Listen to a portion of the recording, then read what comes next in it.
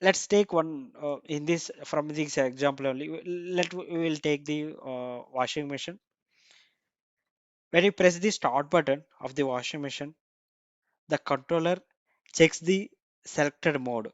It is in it is in speed mode, or like cotton, or sensitivity class, or medical class, some sensitivity medical class, or some other different only for like t-shirts, pants. That kind of options will be there in the washing machines.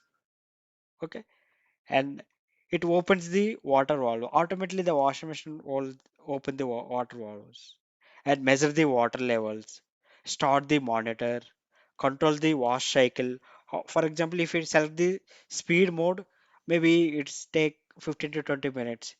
If you put the cotton mode, maybe it will take 1 hour.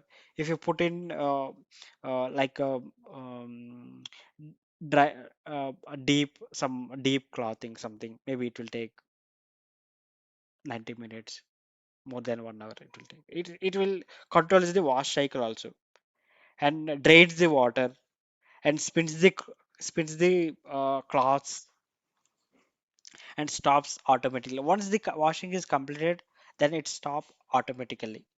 All will happen in the happen is because of the embedded software.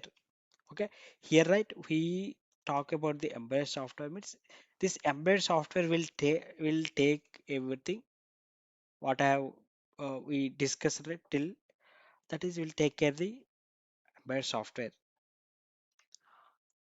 Then this is the black diagram of the small block diagram block diagram of the small embedded application, like inputs, microcontroller, software outputs. Here inputs will be the different inputs will be there, like from here button sensors will be there. Here microcontroller having the processor, power block, modular processing block, and clock sources, flash storage, RAM, different will be there. And outputs like comms, interfaces, sensors, other blocks will be there. Inputs and outputs, the both here are the some are the inputs and outputs also will be there. Okay, this is the small block diagram of the embedded systems.